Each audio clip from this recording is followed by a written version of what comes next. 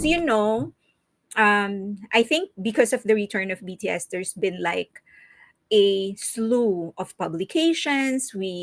Last month we had this whole issue about this people who decided to do a movie about armies, and apparently they ended up. It turned out they were actually a part, or at least one. I don't want to be unfair. One of the directors actually was a part of this group who was very strongly calling for the boycott of BTS because she was insisting that BTS either make a statement against Israel in this Palestine versus Israel war, or we should boycott them. Okay, so that's one.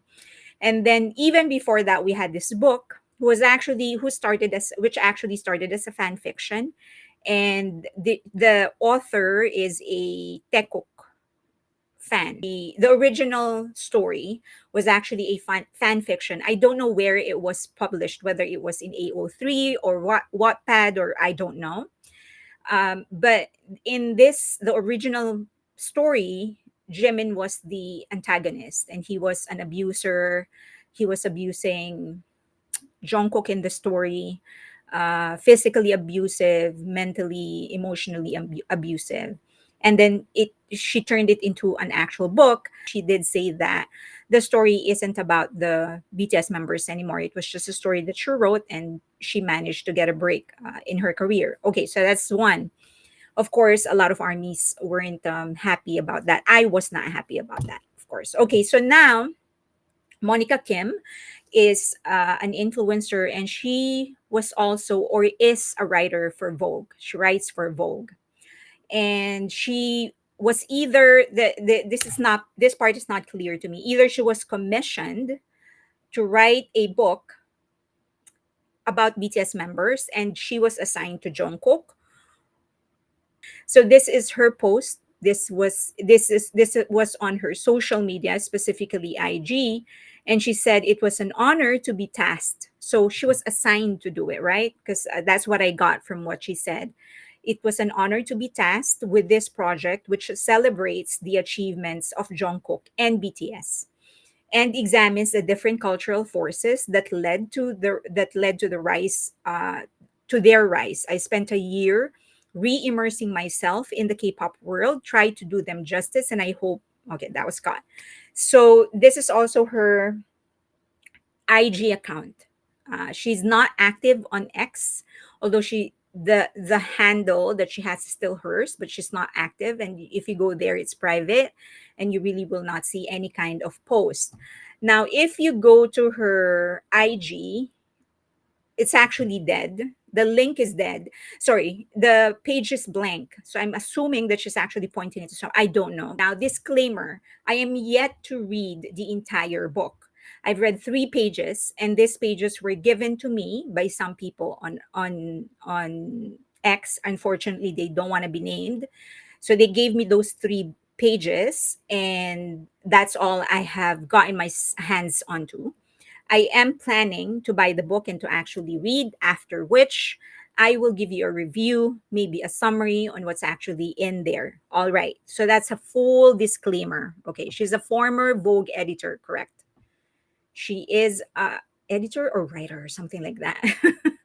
Okay, so another disclaimer is that based on those 3 pages, this I will clearly state, and I don't want people to misunderstand. She did not diss Jimin directly.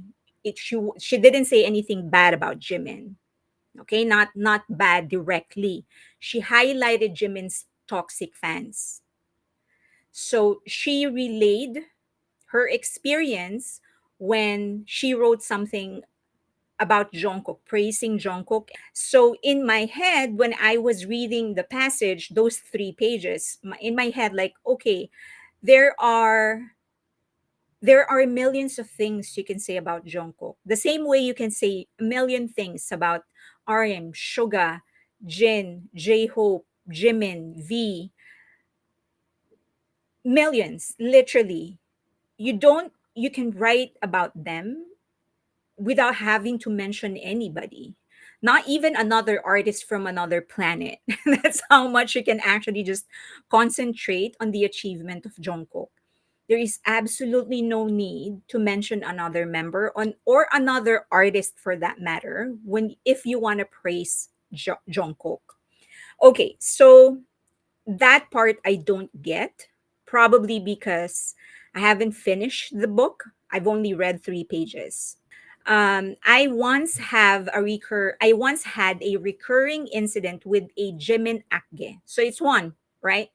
Who, after I complimented Jungkook's looks in a feature in American Vogue, left hateful comments and messages for how dare I compliment Jungkook and not Jimin. The greatest irony, of course, is that Jimin and Jungkook are very close, supporting each other's solo career and accomplishments, as are the other members of BTS who are always good to each other. Many K-pop fans lament Akge dynamics, the toxicity that drives many away and defines the public perception of the unhinged K-pop fans. Okay. While toxic fans are definitely an irritating part of K-pop, it is certainly not exclusive to K-pop. It happens in almost any kind of organization or hobby or art or craft, even in sports.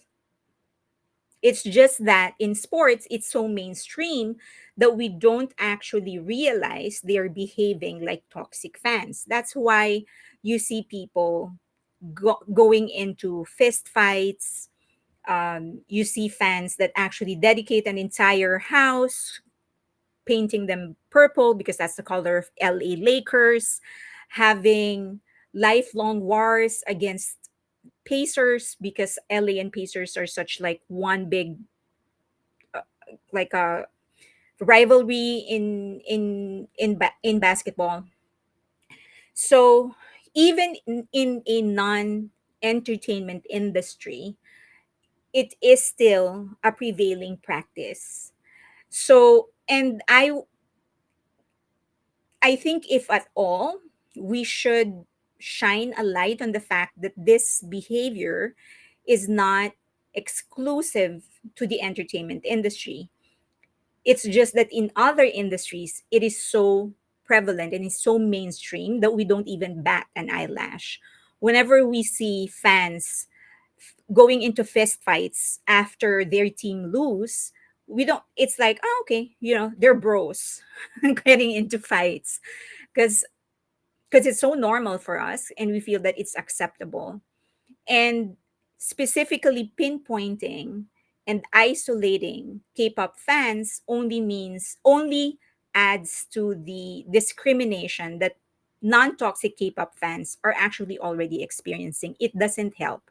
I'm not saying we shouldn't call the behavior, but we should also be fair and make it a point to paint it in a fair light. If we're going to talk about the toxicity of the K-pop fans, then also talk about the toxicity of all of these bros getting into fist fights because their team lost, right? So it is not exclusive to K-pop or to the entertainment industry. And if you aren't aware of that, then you're part of the problem, right? Okay, so after I read that my initial question is why did you have to actually mention that in a BTS book? And why do you single out a member when we all know every member has a toxic fan? Every member has toxic fans. And the more popular you are, which is BTS, they're very, very popular, then you're going to have even more toxic fans. So in the book, she said it was one fan. Okay, just one fan. As an author, she should have known that it will be spun by people online. And she should have known that it will eventually go back to that member, that people are going to associate that member to the toxicity of the fandom because he was singled out. Of the 7 members of BTS, why him? Does he have the stupidest fandom? Does he have the most violent, vile fandom? Why? Why single him out? I understand perfectly that it is her experience. I get that. She was talking about how her own experience. So probably she didn't experience it from other fans. But just because she didn't experience it from other fans doesn't mean it doesn't exist. And as a writer, it is your job to actually do the research. Okay. Um, so that actually was the main problem. If you are a fan of all BTS members, as she claims to be, never mind having a bias. As I've said, I'm okay with fans having a bias. That's natural. But you are a professional writer, and she's very deep into the K-pop fandom. So you would know. She should have known. She should have known that one the one decent thing that she can do, especially if she's going to make money out of the IP of BTS, is to treat each member and collectively the name of BTS with respect. That it should have been celebrated instead of doing this. I have absolutely nothing against, again, talking about the toxic fans. I have a problem singling out one member. I have no problem her talking about her experience, but I have a problem not doing enough research to make sure that it is actually clear that any other member has the same thing. Because at the end of the day, it's going to go back to the member, not to her. So, so yeah, that was I felt it was distasteful. Now, that's not even the big problem. The big problem is that our beloved BTS subs, the Bangtan subs, somehow got mixed up in all of this because they were interviewed for the book. They were interviewed for the book. And the book turned out to be something like that. And so a lot of fans were up naturally very upset at them. Like for the long, you have 1.3 million subscribers. You're by now you're already earning money. Why did you participate in any way, shape, or form in a book that will malign Jimin? And they released a statement. Okay. Okay. This is the statement that they released. Thank you for your replies. It has come to our attention that there was some concern regarding our team's involvement in a recent BTS related publication. Our involvement in the book was limited solely on the section that discussed our work, particularly the chapter regarding ARMY as a whole. We made no contribution to nor had any access to the larger content of the book at that time. Our team was interviewed about our work as a translation team via a set of questions sent by the author, who was interested in the origins and inner workings of our team, as well as the meaning of BTS in our lives. BTS Trans has and will always be Family OT7. Okay, so they apologized basically, or at least explained their side. So this is the Twitter profile of Monica Kim, the author of the book. And then this is another part of the book where she was quoted, and she said that there were three luxury brands that were that wanted Jungkook, and it was Jungkook who actually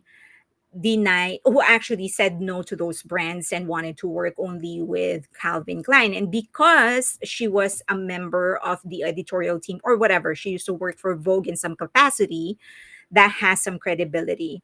These are some of the articles that she posted, that she wrote after the publishing of the book. I literally wrote the book on Jungkook. Here are five striking things that I learned. Okay, so if you go to Vogue, you'll be able to see that. Okay, so here's my thing. Um, Bangtan's, I mean, that site and these people, I don't know who they are, but this site has contributed and done a lot for BTS. They were basically the biggest and most important marketing team of BTS in the US in the beginning of their career. maybe not anymore because there's a lot of other people that are doing who are doing transcription. But in the beginning, and that was a very important stage in the career of BTS, they were really devoted and they were doing it for free. They just really love BTS. They wanted to make sure that Americans would actually understand the conversations and what BTS members were saying. And so they're even to me up until now, that hasn't changed. I really cherish them and I really thank them, and I hope that their cars run forever and they will always have a warm bed during the winter and a cold one during the summer. I hope, I wish them well. I wish them prosperity and peace and health, of course. So I mean, we owe them a lot, and that will never ever change. So my tendency is to believe what they have said. And as a PR person, and also as a marketing person, and also as a resource person who sometimes gets quoted in things like this, what they got was absolutely normal. Usually, reporters or authors would send us questions or an email asking, "Hey, can you be interviewed? We're coming out with this, blah, blah, blah." And, usually when you see the name and you see oh, this person is from Vogue or from Forbes or whatever, it's easier to trust because of the publication that they are writing for. So it is an absolutely believable story.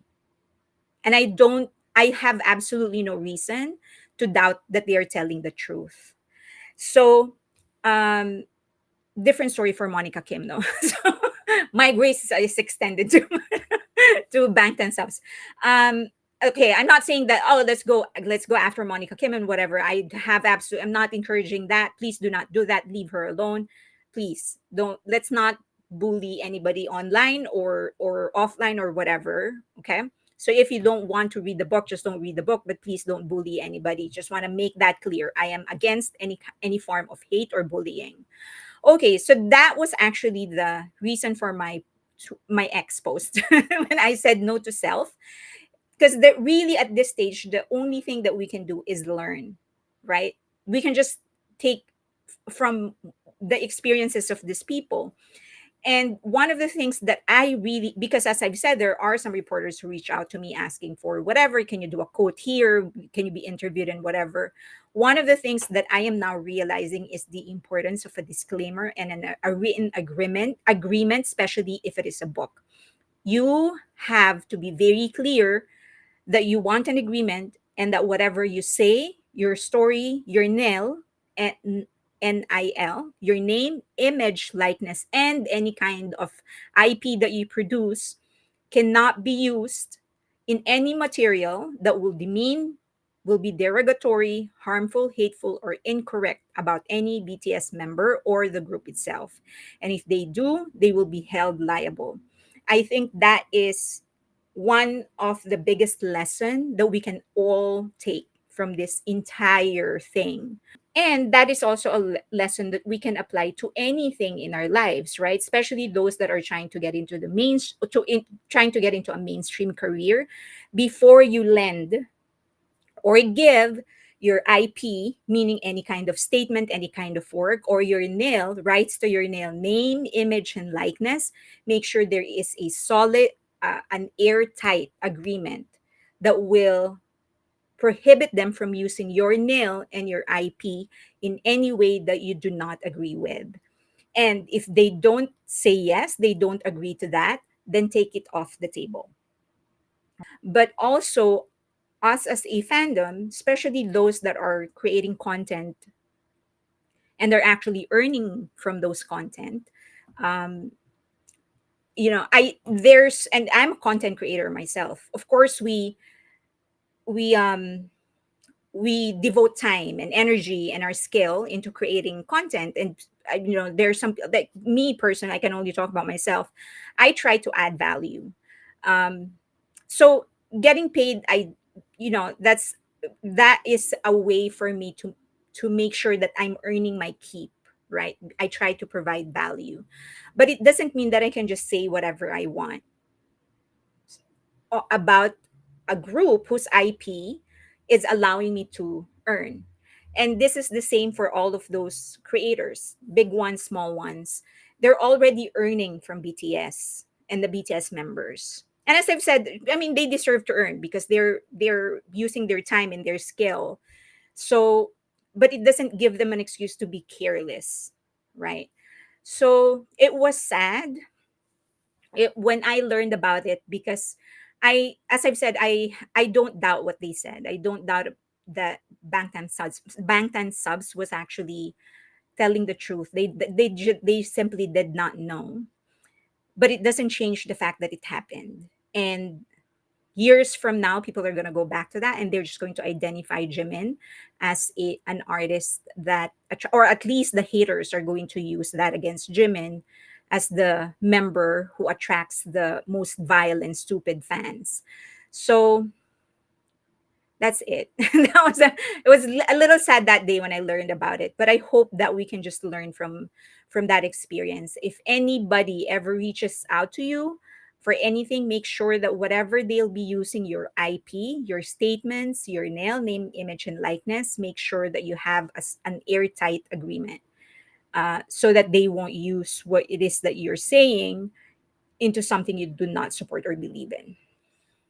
I'm confused about people going after Bangtan subs for participating in a book that nobody had read and that has been deemed problematic because of a single, only tangentially difficult paragraph. Um, I understand where you're coming from, but almost all issues come from one insignificant statement, right? You say one thing, and that gets picked up and evolve into something that is out of control. That's one. Second is, she's not a nobody. The author of the book is not a nobody. She has credibility in her name because she carries that experience with Vogue.